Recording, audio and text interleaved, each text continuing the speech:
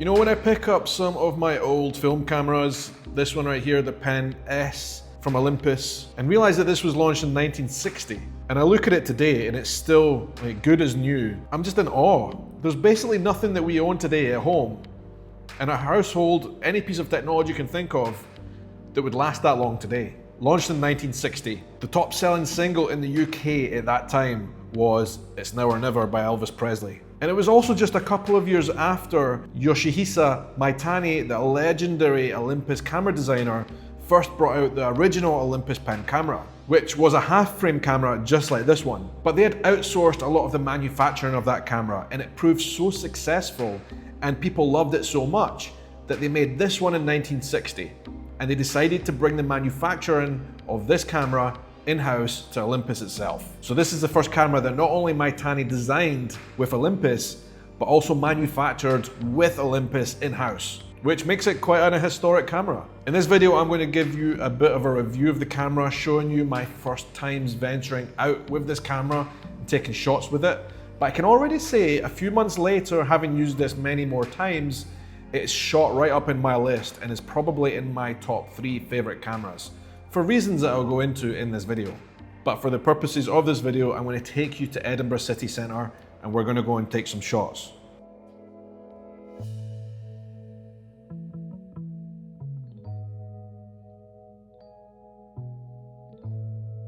There are a lot of opportunities to take really good photos in Edinburgh. Street photos, architectural photos, photos of just the buildings around.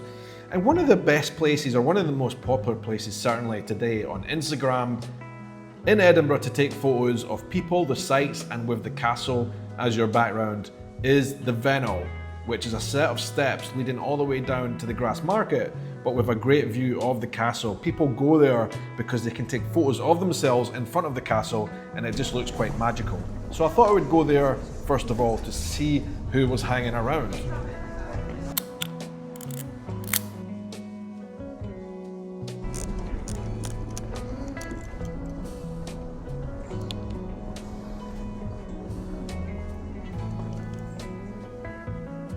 Getting a couple of shots under the belt at the Venel. One thing I will say about this test is I was using Kodak Gold 200. Definitely not appropriate for the changeable weather conditions in Edinburgh, and definitely not appropriate for this camera. I will tell you why I think that's the case at the end of this video.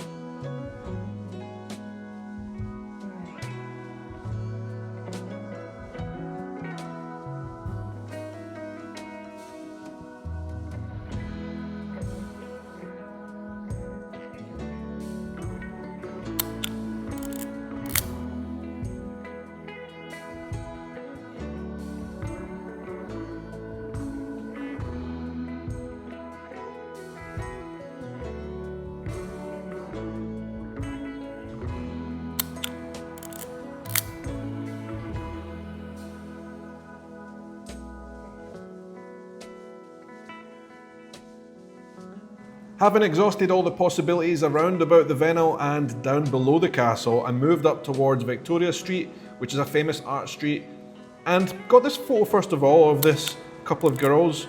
I really like this one, I think it's good. And this is a spot in Edinburgh where you just always come across lots of interesting people. People who are tourists, but also locals as well. I came across this family who were obviously doing some kind of tour, and I thought they looked interesting.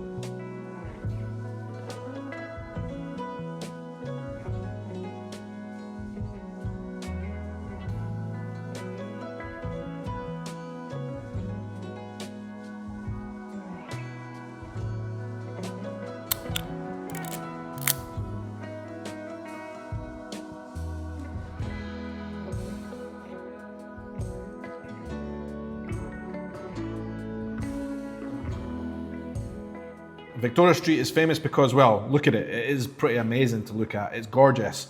It was also a main feature in the Harry Potter films, so the place is flooded with Harry Potter fans most of the time. So I decided to walk away from there and into town a little bit, and I'm going to show you a sequence of shots right now on screen, which I think lead up to a couple of my favourite shots I've taken on film so far. right? And I mentioned before that Kodak Gold 200 is probably not the best film for this camera, but some of these shots I just really like. And as we get to the end of this quick roll, we come to my favorites. This shot here of this woman with this bright colored orange, I don't know what you call it, right? Tights with the orange shoes, and then her partner who's got that colorful shirt. I just love this shot. I love this couple. You know, I don't know what they're up to, but they look great. I love characters and I love color. That's something about me in my photography, is I love color. And so shooting people like this is always a pleasure for me. And it always kind of opens my mind to the possibilities of matching colors with the background or contrasting, as the case may be, in such a kind of gothic looking place like Edinburgh. And walking through some of the alleys around Edinburgh, I also came across these guys who are obviously on a work lunch break or something. And then finally, I came across this dog holding a sheep toy. And if you know anything about me, you'll know that I love dogs. I could not resist taking a photo of this wee guy.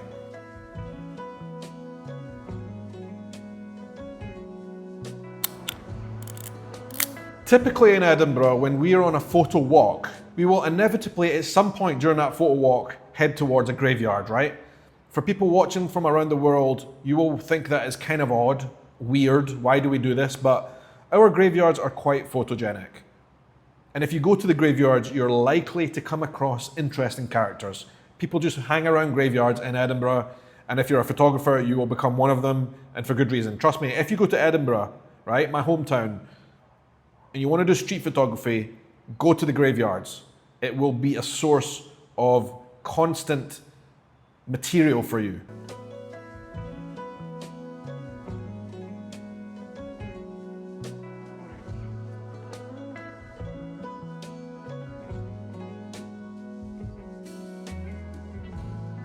I also thought it'd be a good backdrop just to admire the Pen S, because one of the things about this camera is it's gorgeous in every single way. It looks incredible. It's maybe one of the top cameras I own in terms of how it looks. In fact, I'm going to show you right now, one of my favorite features aesthetically about this camera, and many people agree with this, right? Lots of people will say this online. It has one of the best photo counters you'll find. It looks absolutely brilliant, classy, something like a, you know, old classical Swiss watch or something like that. I don't know, but for me, that is where the timelessness of this camera comes from. It is gorgeous.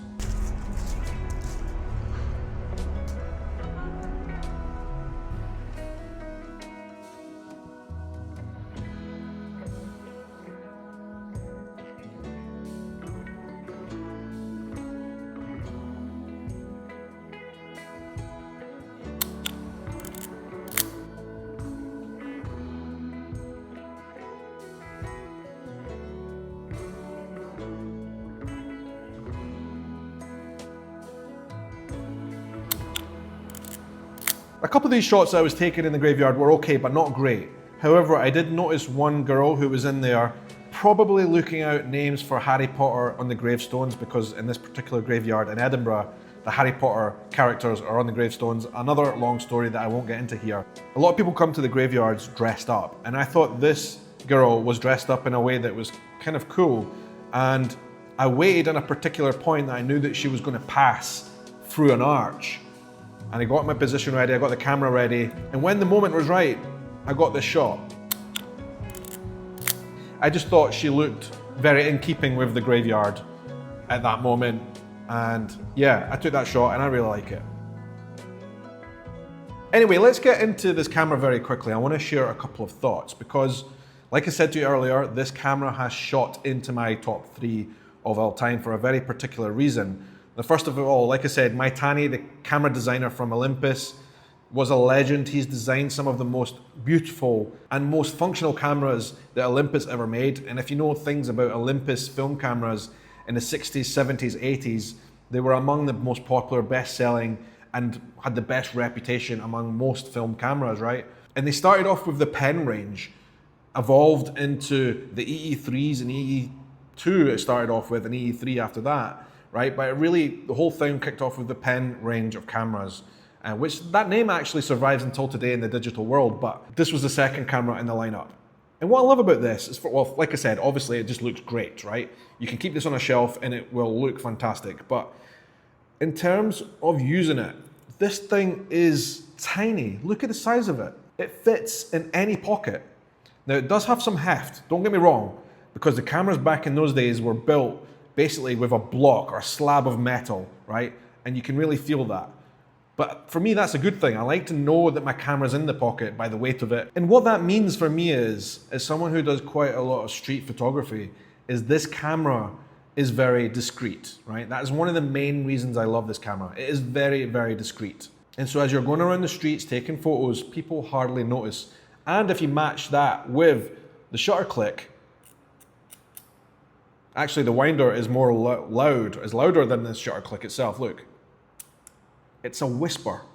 It's hardly even there. It is a discreet camera for walking around the streets and taking street photography. It is awesome that way. I love it. If I was to share any negatives of this camera, there are a few things that people will not like, okay? It doesn't bother me necessarily. I guess the one thing that I would say is the viewfinder is, I mean, the hole for the viewfinder there, you can see just above my thumb there, it is tiny, right? It's very tiny. You have to push your eye basically right up against it. And doing that, then you end up making the thing quite dirty, and you have to constantly clean the viewfinder because your eyes are always like pushed right up against it to see. The guidelines inside are actually pretty great and bright, okay? But that is a small viewfinder, and it's maybe the one thing that I dislike the most of this camera, right? The other points are subjective, and they're things that I actually don't dislike, but I know that there will be other people out there who dislike this. First of all, okay, this is a half-frame camera, and if you don't know what that means, basically, in a space where a 35mm camera would typically take one shot, this puts two shots, vertical shots, on the same in the same space. And so for 136 roll of film, you get 72 shots. You get double the shots. For me, that is a massive benefit, especially today with the price of film, okay? But I know there's a lot of people out there who do not like half-frame cameras because of that reason. You're basically halving the resolution because you're putting two shots in the same space where you typically would get one normal shot of a standard 35mm shot, right? You're getting two on the same space, which means the resolution is half. But because there's a line that goes in the middle, it's actually slightly less than half. Now, for all the shots I've taken with this camera and developed, it can be noticeable, right? That can lead to things like more grain. And one of the things I've learned about this camera is to get the best out of it is I would avoid using the cheaper film stocks, right? The standard ones like Kodak Gold, for example, I would avoid them because they're just going to be more grainy when you use a half-frame camera. And some shots can be extremely grainy because of that, right?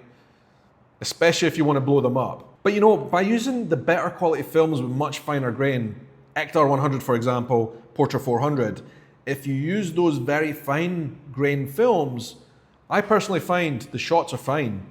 The grain is not too much. And to be honest with you, I just like splashes of grain anyway. But if you use those higher quality film stocks with very fine grain, and I know they are more expensive, I tend to find that the grain is not too bad on those. And I don't see a problem, right? And I know that other people out there are going to disagree with me because half-frame cameras tend to split opinion. I just think, with the price of film today, when you're going out and about, and this is a kind of a travel camera, so let's say you're going, you're going to Spain for holiday. You're going to be taking lots of shots. And I love the fact with half-frame cameras like this, you just get double the output of it. And you don't have to worry so much about changing your film all the time. So that it could be seen as a positive or a negative, depends who you speak to. I personally quite like the half-frame format. I like that you get more shots for your buck, the price you pay for the film. But I do caution about using cheaper film stocks is that sometimes the grain will just be too much. And so what I've learned over that time is use higher quality film, Kodak Ektar 100 or Portra 400 where the grain is very fine. And so that even with half frame, you're still getting good quality shots, okay? My last point I would say on the negative is the fact that this uses zone focusing, okay? It has set focus ranges on here. You can see them on this black circle here, and that is how you change the focal range. And it goes all the way from 0.6 meters, right? If you turn that around, there's lots of indents, 2 meters, 5 meters, and then all the way to infinity. And that can mean that you get shots out of focus because basically you have to guess how far away the subject you want to take a photo of is in front of you, right? If that subject is 5 meters, you put that to 5 meters, you take the shot. If the subject is 2 meters, you turn that black circle to 2 meters, and you take the shot. I personally have not found that many of my shots have been out of focus. The way I get around it is literally if I am walking around and I see a subject who is in front of me, what I'll tend to do is I'll take up the grounded position that I want to take the shot, and before even thinking about taking the shot, I will judge the position, I'll judge the distance that that person is in front of me. And that is an acquired skill. You have to know, right, your meters. How many meters is something in front of you? Maybe for me that is just quite intuitive because I literally hardly get any shots wrong with this, but you have to kind of guess how far that subject's going to be in front of you. Now, if it's a subject that's moving, that becomes a little bit more complicated. Like that shot with that girl who crossed that archway, I had to stand in a position and guess how far away she was going to be when she arrived in the place where I wanted to take the shot. That's what you have to do. You have to judge either where the subject is right now in front of you, how many meters away they are, or how far they're going to be when they come into your shot. And that's when you take it, right? Zone focusing for me was an adjustment, don't get me wrong, but it's not something that I see as fatal or off-putting, and I kind of got used to it and I kind of like it now. You set it up on the distance on the camera, right? Your subject, let's say it's 5 meters, you set it up before bringing the camera to your eye, right? Literally get the distance first, then take it to your eye and shoot. And actually this has a big advantage for people who do street photography, right? Because, listen, put it this way, if you see someone in front of you you want to take a shot of, if you go like this, and then you have to adjust the focus on the lens, that's quite conspicuous. The inconspicuous way is zone focusing, because you look at the person without putting the camera could be done by your side or even hidden behind you. You look at the person and say, okay, that person's maybe 3 meters away from me. Without them noticing, you can adjust that to 3 meters, and then all you have to do is raise the camera, make sure they are in your shot, you've lined up nicely, and click really quickly. It takes seconds. Whereas if you're having to focus on the lens as the person in front of you, it takes longer, okay? So yeah, this camera is awesome. I love it. And I do have a very good clean version of this camera, which I got from Japan, right? I have not seen many of these around in my home market of the UK, in flea markets or even camera shops. But I absolutely love it. I think it's gorgeous. I think the design, anything from Maitani, basically everything he's ever done has looked gorgeous. And this is no exception. It is a real workhorse of a camera. When I'm traveling to places that might not be considered as safe, this is perfect. It goes in the pocket, it's inconspicuous, and like I say, you get double the output. You get 72 shots for a 36 roll of film, which in my mind is a big benefit. Now I know that does come with resolution problems like we've discussed, but so far it's not been an issue for me. So that's my review of the Olympus Pen S from 1960. I love this thing. It's in my top 3 cameras for the reasons I've described.